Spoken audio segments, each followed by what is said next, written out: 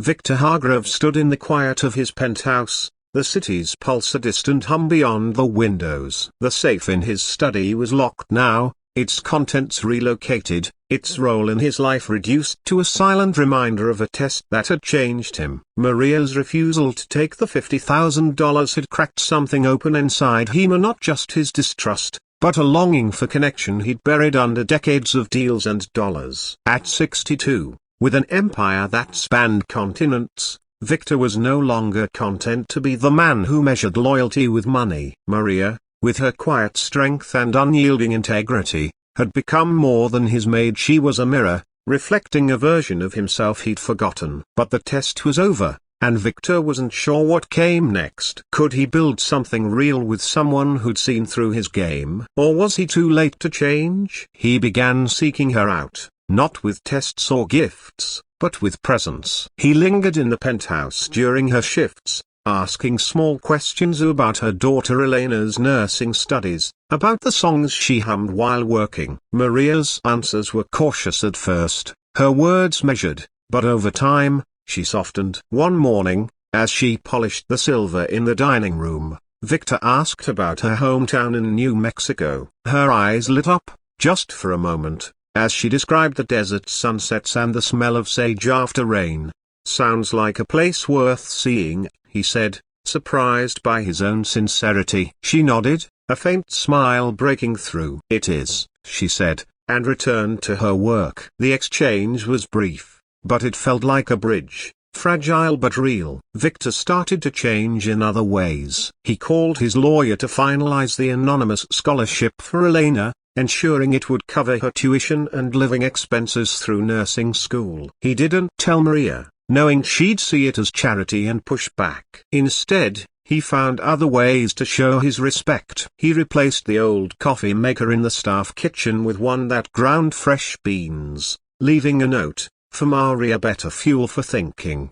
She never mentioned it, but he noticed her using it, her lips curving slightly as she poured a cup. He stopped working late, choosing instead to be home when she arrived, sharing small moments over coffee or a comment about the news. It wasn't friendship, not yet, but it was something, a trust, perhaps, or the beginnings of it. One evening, as Maria was leaving, Victor found himself at a crossroads. He stood in the foyer, watching her sling her tote bag over her shoulder. "Maria," he said, his voice catching. She turned, her dark eyes meeting his. "I was wrong," he said, the words heavy but necessary. "About the safe, about a lot of things. I thought everyone was after something, but you were broken by your knot." She didn't speak, but her gaze held steady, waiting. He took a breath. "I'd like to know you not as my maid, but as you, if you're willing." It was the most vulnerable he'd been in years, and it terrified him. Maria's expression softened, and for the first time, he saw something like warmth in her eyes. "Maybe," she said quietly, "but not here. Not like this." She gestured faintly at the penthouse, at the invisible line between them. Then she left, the door closing softly behind her. The words stayed with Victor all night. Not here. Not like this. She was right. The penthouse, with its marble and glass, was his world, not hers. If he wanted to know her, he'd have to step into hers. The next day, he did something unthinkable. He took a day off.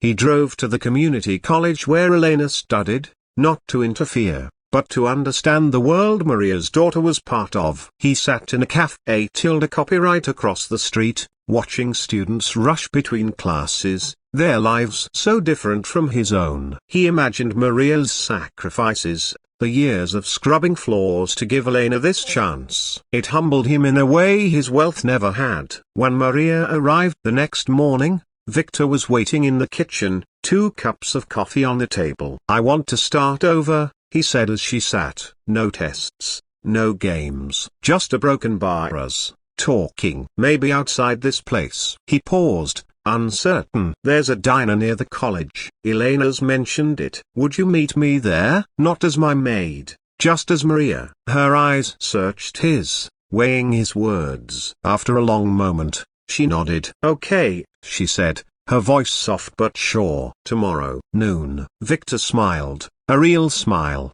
not the polished one he used in boardrooms. It felt like a beginning. The next day, at the diner, Victor saw Maria in a new light out of her grey uniform, in a simple sweater and jeans, her hair loose. They talked for hours, about her past, his regrets, the lives they'd both lived in such different worlds. It wasn't easy, but it was honest. And for the first time in years, Victor felt like he wasn't alone. Maria had passed his test, but more than that, she'd shown him how to open something far more valuable than a safe in his heart. The community center in Houston was a pressure cooker of anticipation, its folding chairs filled with a diverse crowd of locals, political junkies, and journalists all buzzing with the promise of a showdown. The fluorescent lights cast a stark glow over the stage, where Dr. Ben Carson stood at a podium, his demeanor as calm as a still lake, his hands clasped with the quiet confidence of a man accustomed to high-stakes moments. He was there to promote his new book on faith and leadership, but the real draw was the unspoken challenge hanging in the air, a confrontation with Representative Jasmine Crockett, the Texas congresswoman whose sharp tongue and unapologetic style had made her a lightning rod in political circles. The room hummed with whispers as Carson began, his voice smooth and deliberate. "We're here to discuss the values that bind us," he said, his eyes sweeping the crowd. "Faith, integrity, and civility these are the pillars of a moral society. But I'm troubled by leaders who choose division over unity, who wield words like weapons rather than tools for healing." He paused, letting the weight of his words settle. "I've listened to Representative Crockett's rhetoric, her attacks in Congress, her choice of language. I question whether such behavior reflects the moral clarity we need in public life." The crowd stirred, some nodding in agreement, others shifting uncomfortably. Cameras swiveled to the front row, where Crockett sat,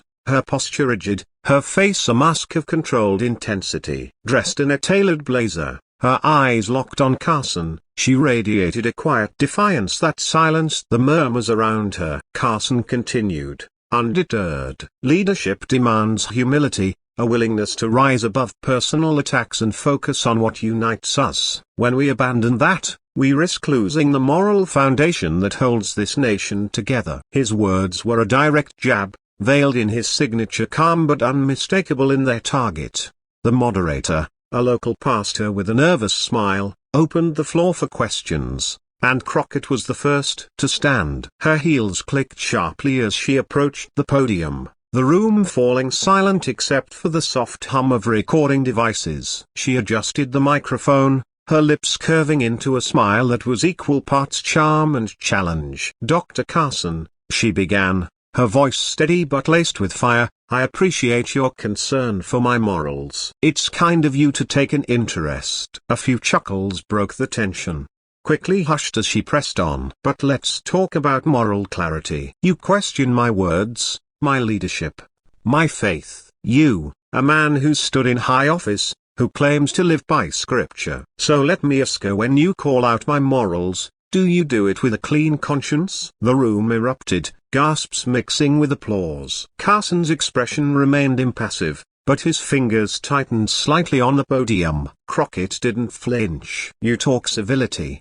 but where was that civility when you likened certain policies to slavery? Where was it when you dismissed entire communities as lacking responsibility?" "I'm not here to play nice for the sake of your comfort, Dr. Carson. I'm here to fight for people who don't get a seat at your table." Her voice rose, not in anger but in conviction, each word landing like a hammer. "My morals come from a faith that demands justice, not silence. I grew up in a church where we didn't just read the Bible, we lived it. And sometimes, living it means speaking truth, even when it's loud, even when it stings." She stepped closer, her eyes never leaving Carson's. "You want to question my morals? Fine. But let me leave you with something to think about. Matthew 7:5a. First take the plank out of your own eye, and then you will see clearly to remove the speck from your brother's eye.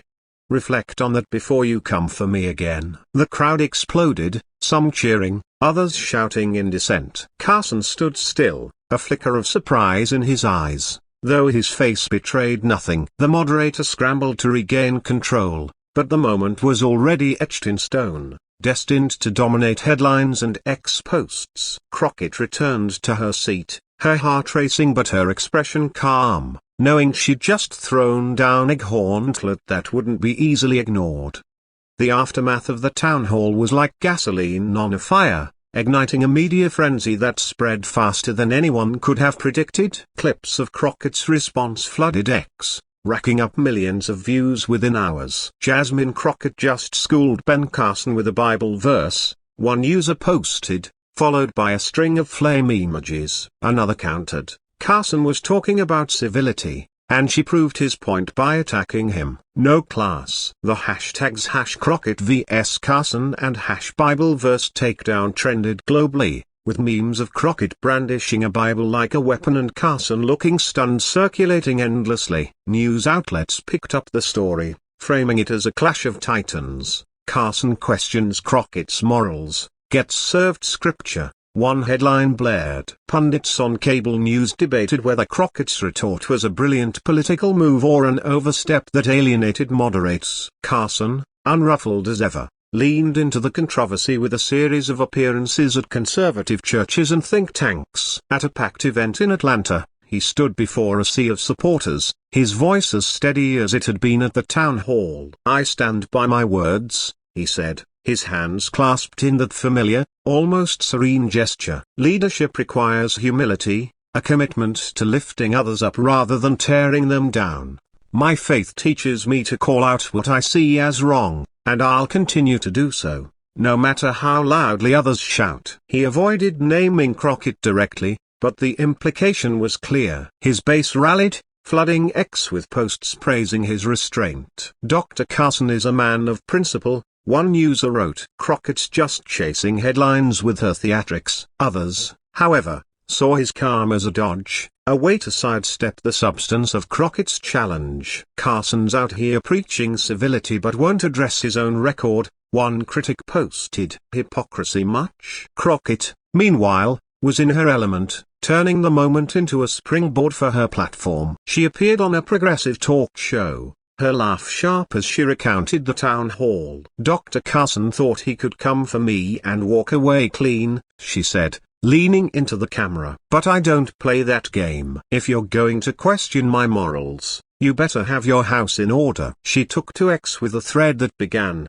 "Faith isn't appropriate, it's a principle." "Dr. Carson wants to lecture me on morals? Let's talk about what faith really demands: justice, accountability, and truth." She posted a photo of her childhood Bible, open to Matthew 7-5, with the caption, "This is where I come from. Don't come for me unless you're ready." The post went viral, garnering tens of thousands of retweets and sparking a flood of supportive comments. "Crockett's a queen," one user wrote. "She's out here fighting for us with scripture and spine."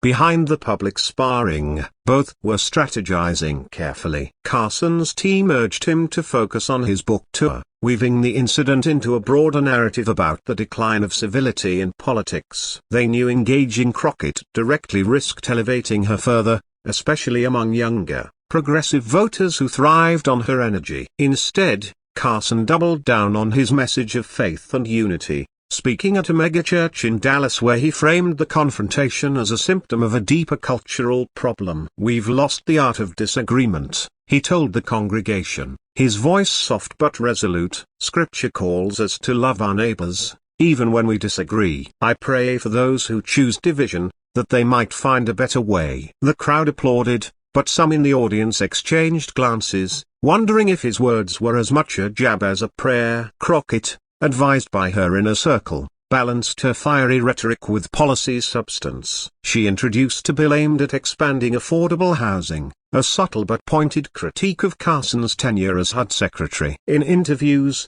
she didn't shy away from the clash but pivoted to her work drive. "Carson wants to talk morals? Let's talk about the morality of leaving families without homes," she said on a cable news segment, her eyes flashing with purpose.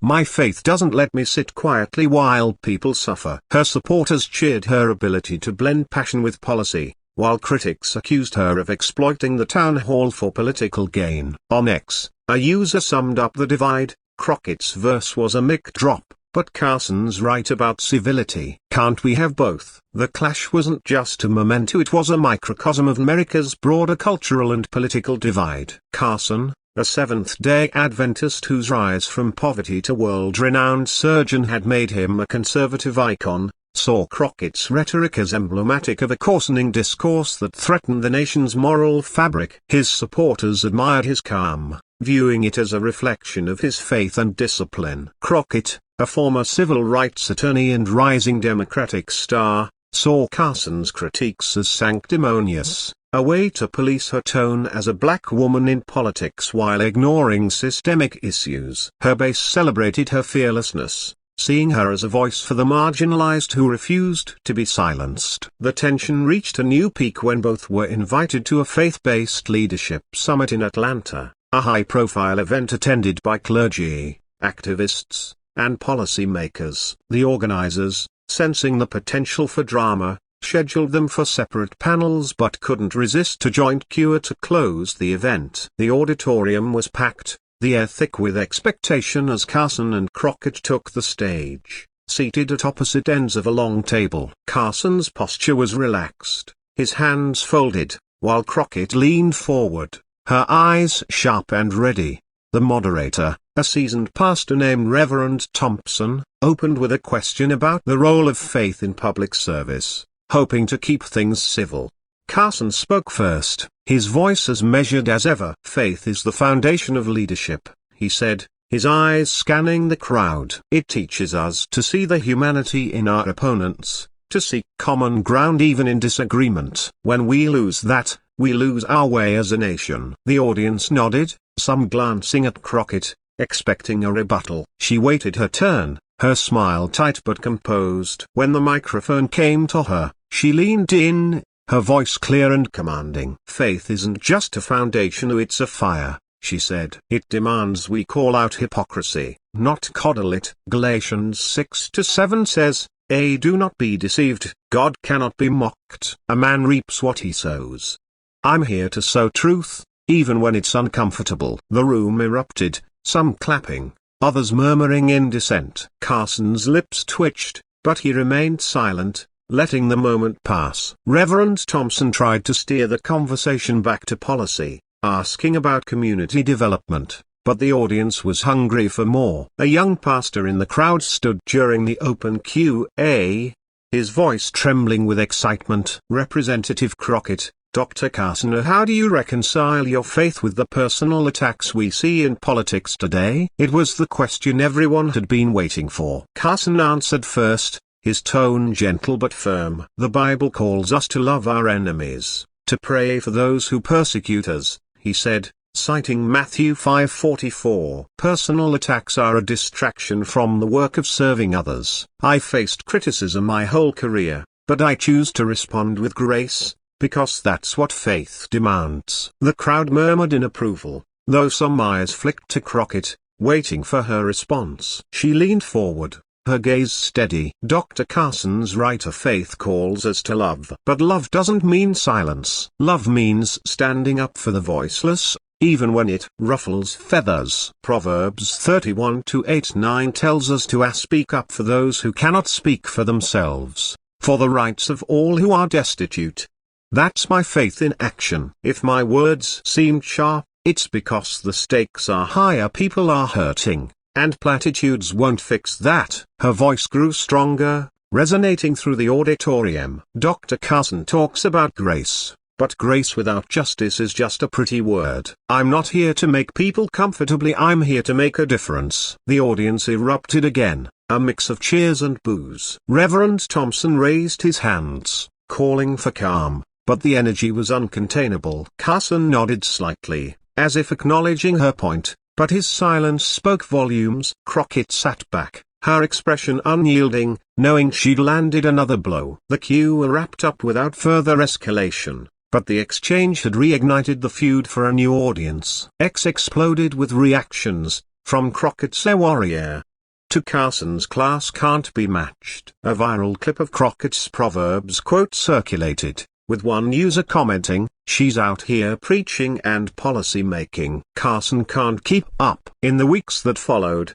The summit became a defining moment in their ongoing battle. Carson continued his book tour, speaking at conservative venues where he framed the clash as evidence of a broader moral crisis. "We must return to a politics of principle," he told a crowd in Nashville, his voice tinged with quiet urgency. "Faith calls us to build bridges, not burn them." His supporters shared clips of his remarks, praising his restraint, but critics argued he was dodging the substance of Crockett's challenge. Carson keeps talking civility but won't address his HUD record.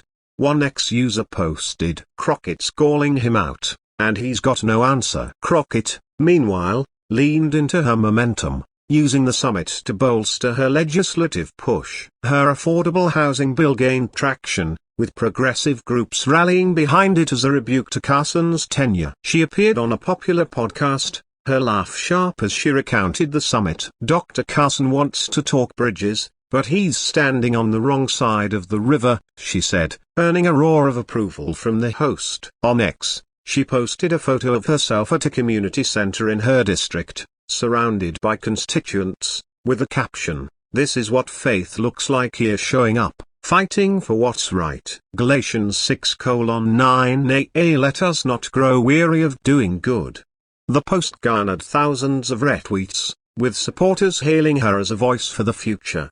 The feud had ripple effects beyond their personal clash. It sparked debates in churches, on talk shows, and in living rooms about the role of faith in politics. Was Carson's call for civility a principled stand or a way to deflect accountability? Was Crockett's fiery rhetoric a necessary truth or a divisive tactic? Pastors weighed in, some praising Carson's calm as a model of Christian leadership, others applauding Crockett's passion as a reflection of prophetic justice. On X, a theology professor posted a thread analyzing their Bible verses, noting that both drew from Scripture but wielded it differently. Carson to soothe, Crockett to confront.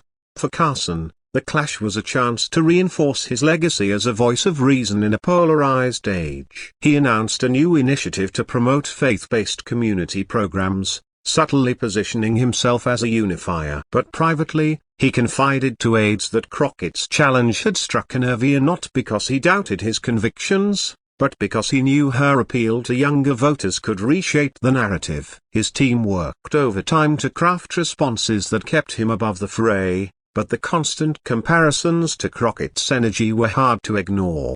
For Crockett, the confrontation was both a risk and an opportunity. She knew her unapologetic style could alienate moderates, but she also knew it resonated with those tired of polite politics. Her team encouraged her to channel the viral moment into policy wins, and she spent late nights strategizing on how to keep the pressure on. She reached out to faith leaders in her district, hosting roundtables to discuss how Scripture could inform justice work, a move that earned her praise from progressive clergy but drew skepticism from traditionalists who saw it as pandering.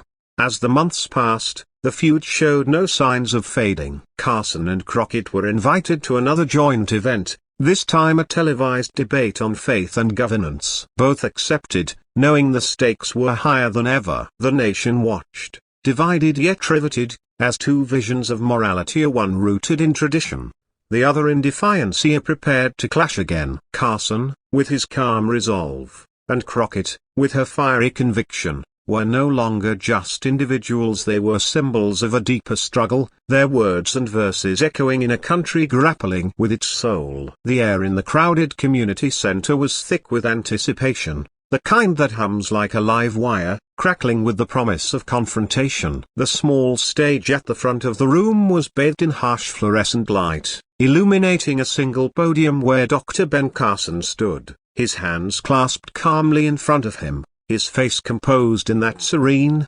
almost detached way that had become his trademark. The audience, a mix of local residents, political enthusiasts, and a smattering of reporters, leaned forward in their folding chairs, their murmurs rising and falling like a tide. The event was billed as a town hall, a chance for Carson, the retired neurosurgeon and former HUD secretary, to discuss his latest book on faith and governance. But everyone in the room knew the real draw, a chance to see sparks fly between Carson and Representative Jasmine Crockett, the fiery Texas congresswoman who'd been making headlines for her unapologetic rhetoric and sharp wit.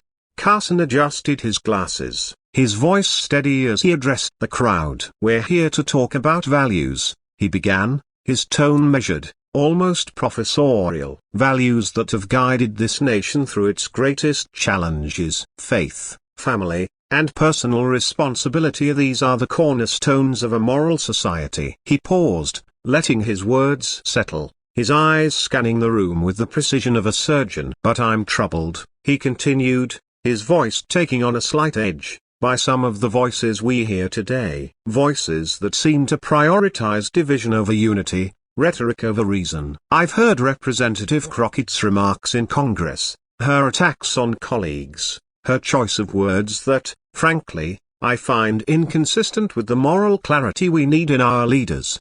The room stirred, a ripple of gasps and whispers. Carson didn't name her outright at first, but everyone knew who he meant. The cameras in the back swiveled toward the front row, where Jasmine Crockett sat, her posture erect, her expression unreadable. She was dressed in a sharp blazer, her hair pulled back, her eyes fixed on Carson with an intensity that could cut glass. The audience waited, breath held, for her response. But Carson pressed on, his voice growing firmer. "When we abandon civility, when we choose to tear down rather than build up, we risk losing the moral foundation that holds us together. I question the morals of anyone who thinks leadership is about shouting the loudest or wounding the deepest." The accusation hung in the air, heavy and deliberate. Carson's supporters in the crowd nodded approvingly, while others shifted uncomfortably, sensing the gauntlet had been thrown. Crockett's team, seated behind her, exchanged glances, their hands already reaching for phones to live tweet the moment.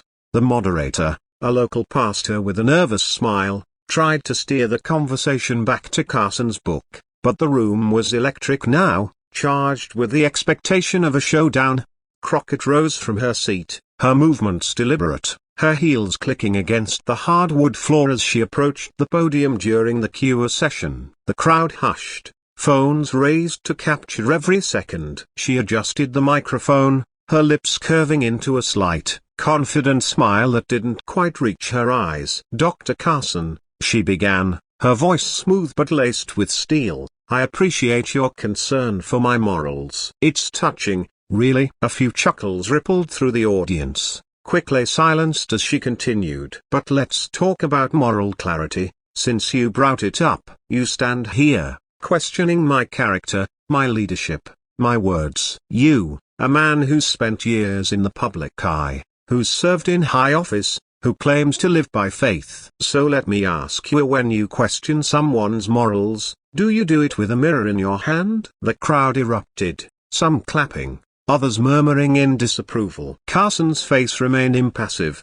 but his fingers tightened around the edge of the podium. Crockett didn't pause. "You talk about civility. But where was the civility when you compared certain policies to slavery? Where was the civility when you dismissed entire communities as lacking personal responsibility?" "I'm not here to throw stones, Dr. Carson, but if we're going to talk morals, let's talk about consistency. Let's talk about accountability." She stepped closer to the podium, her voice rising, not in anger but in conviction. "You see, I don't just talk about faith, I live it. I was raised in a church where we didn't just read the Bible, we wrestled with it. We questioned what it means to lead, to serve, to stand up for what's right, even when it's uncomfortable. And let me tell you, Dr. Carson, it's not always polite. It's not always quiet. Sometimes, it's loud. Sometimes, it's messy. But it's always rooted in truth." The room was alive now,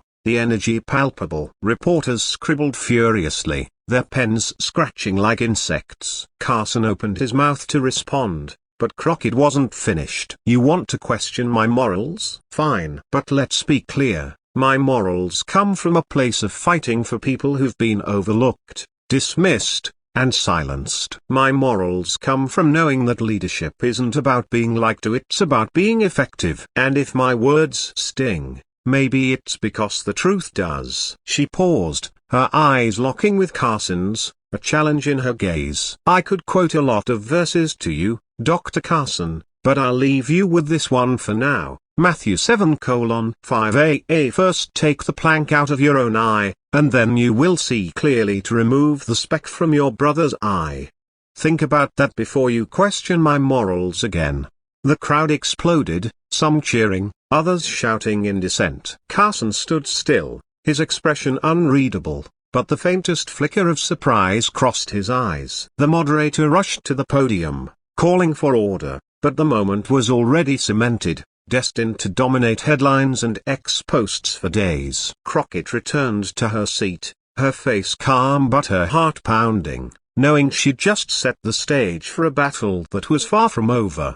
The aftermath of the town hall spilled into the digital realm with the ferocity of a wildfire. Clips of Crockett's response went viral, racking up millions of views on X, where users dissected every word, every gesture. Jasmine Crockett just read Ben Carson for filth with a Bible verse, one user posted, followed by a string of fire emojis. Another countered, Carson was making a point about civility, and she proved him right by attacking him. Classless. The hashtags #Crockett vs Carson and #BibleVerseBurn trended for hours, with memes of Crockett wielding a Bible like a sword and Carson looking stunned flooding the platform. In the days that followed, Carson doubled down in an interview on a conservative podcast, his voice as calm as ever. "I stand by what I said," he told the host. "Leadership requires humility, and I'm concerned when I see public figures who seem more interested in scoring points than building bridges. My faith teaches me to call out what I see as wrong, and I'll continue to do so." He avoided mentioning Crockett by name this time, but the implication was clear. His supporters rallied, flooding X with posts praising his restraint and accusing Crockett of grandstanding. "Dr. Carson is a man of principle," one user wrote. "Crockett's just chasing clout." Crockett, meanwhile, wasn't backing down. She took to X herself, posting a thread that began, "If you're going to come for my morals, you better come correct." Dr. Carson wants to talk faith. Let's talk about what faith demands: justice, compassion, and speaking truth to power. She included a link to a video of her full response at the town hall, which garnered thousands of retweets. Her supporters hailed her as a fearless voice, while detractors accused her of weaponizing scripture for political gain. The debate raged online, with pastors, pundits, and everyday users weighing in on who had the moral high ground. The confrontation had deeper roots than the public saw. Carson,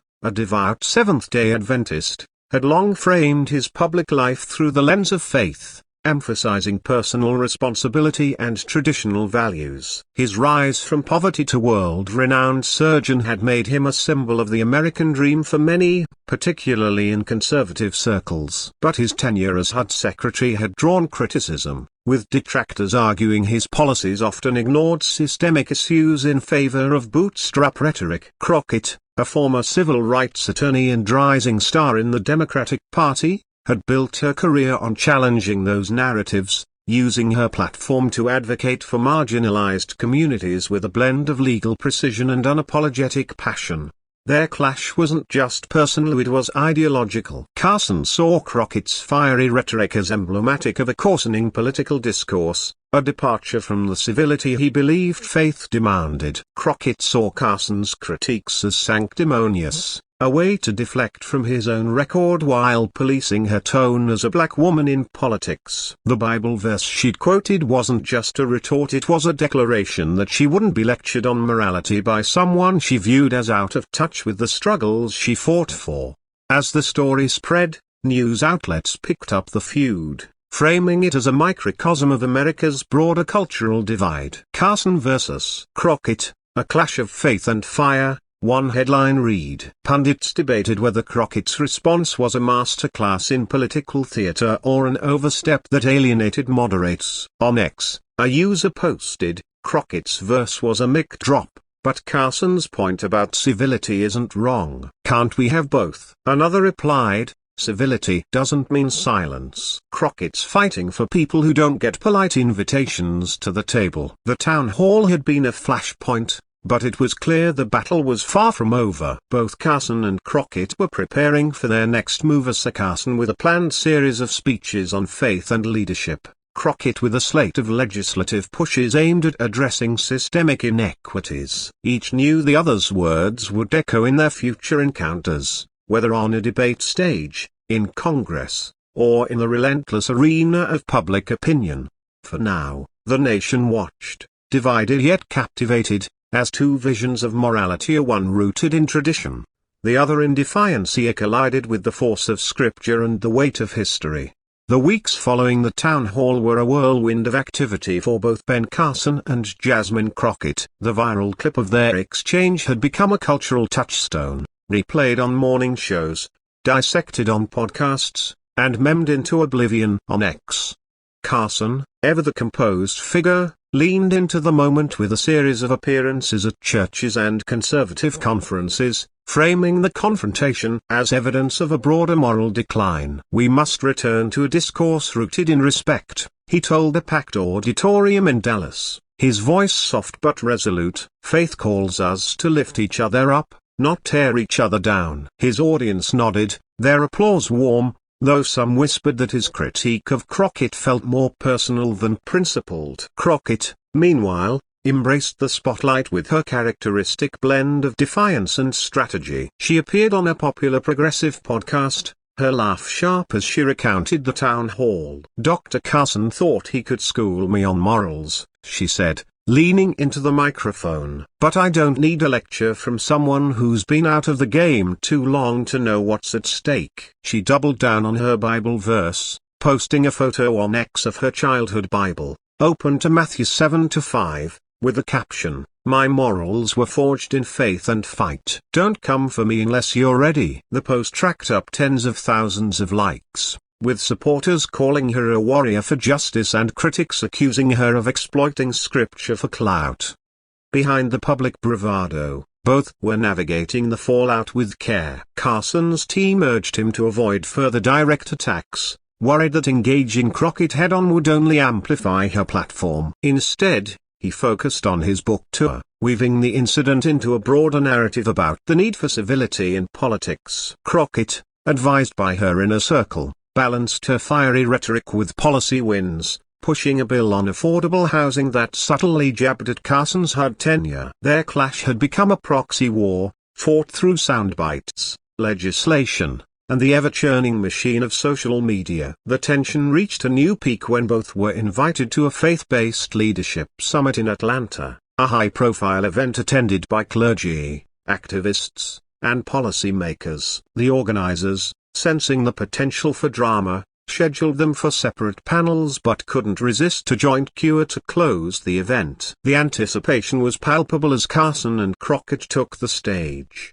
seated on opposite ends of a long table, their body language a study in contrast. Carson calm, hands folded, Crockett leaning forward, her eyes sharp. The moderator, a seasoned pastor, tried to keep things neutral, asking about the role of faith in public service. Carson spoke first, his voice steady. "Faith is the compass that guides us through division," he said. "It teaches us to see the humanity in our opponents, to seek common ground." The crowd nodded, some glancing at Crockett, expecting a rebuttal. She waited her turn, her smile tight but polite. When the microphone came to her, she leaned in. "Faith isn't just a compasso, it's a fire," she said. "It demands we call out hypocrisy, not coddle it." Galatians 6-7 says, "Do not be deceived, God cannot be mocked. A man reaps what he sows." I'm here to sow truth, even when it stings. The room erupted, some cheering, others murmuring. Carson's lips twitched, but he stayed silent, letting the moment pass. The exchange didn't escalate further, but it didn't need to. Their words had already reignited the feud for a new audience. X lit up with reactions, from Crockett's "on fire again" to Carson's "class can't be touched." The summit ended without a handshake, but the story of their clash grew larger, a symbol of a nation wrestling with its values, its faith, and its future.